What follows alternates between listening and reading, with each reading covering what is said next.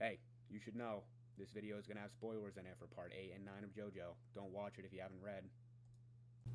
Hey, what's up? So this is going to be a short video real quick about something that I haven't really talked about before, but I want to do a quick video on who is the man in the villa that the part 9 gang of JoJo's Bizarre Adventure is trying to rob a $6 million diamond from. But first I want to give a little context. So at the beginning of part 9, our main cast of 4 characters so far is assembled.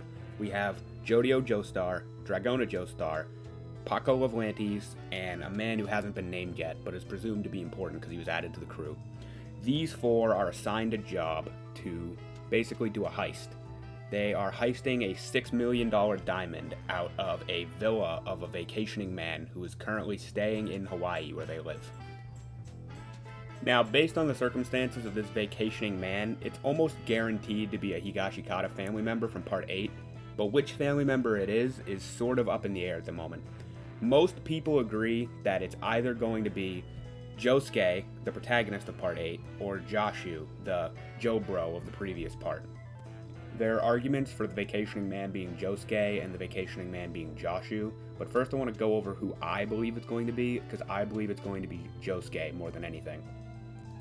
The reason I believe it's Josuke is, number one, because of what was said at the end of the chapter, when Jodio basically foreshadowed that the heist was going to go horribly wrong, stating that it didn't matter how many people they took into the heist, it was going to fail anyway. Now, the only way I could see this failing is if they were going up trying to rob a person who could actually defend themselves and wasn't sort of a joke character, sort of an underpowered character like Joshi was in part 8.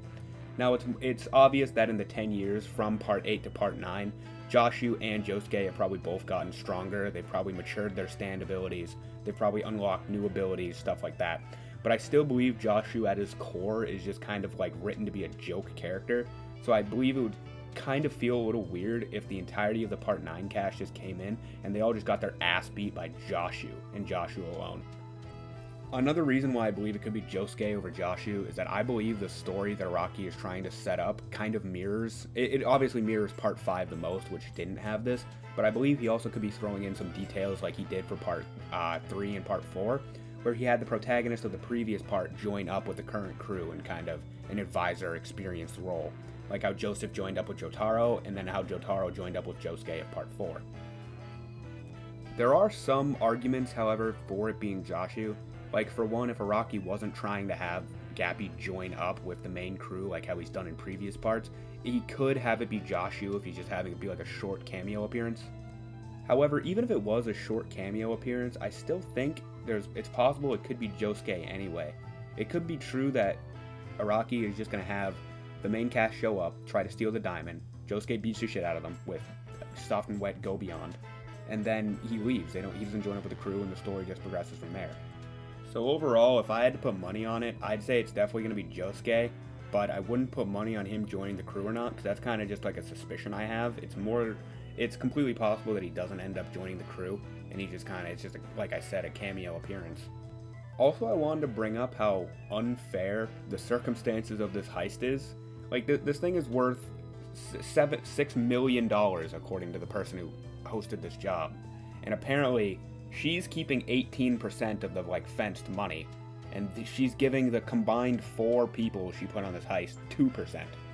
Now, considering the fact, like, I know that she's the one setting up the heist, so obviously she's going to take a big cut, but she gets 18%, and the 4 of them get to split 2%. But the weirdest thing about this is, where's the other 80% of this $6 million going? Like, the heist manager doesn't say that 80% of the price is going to, like, facilitating the sale, you know, bribing off people, like, all this stuff.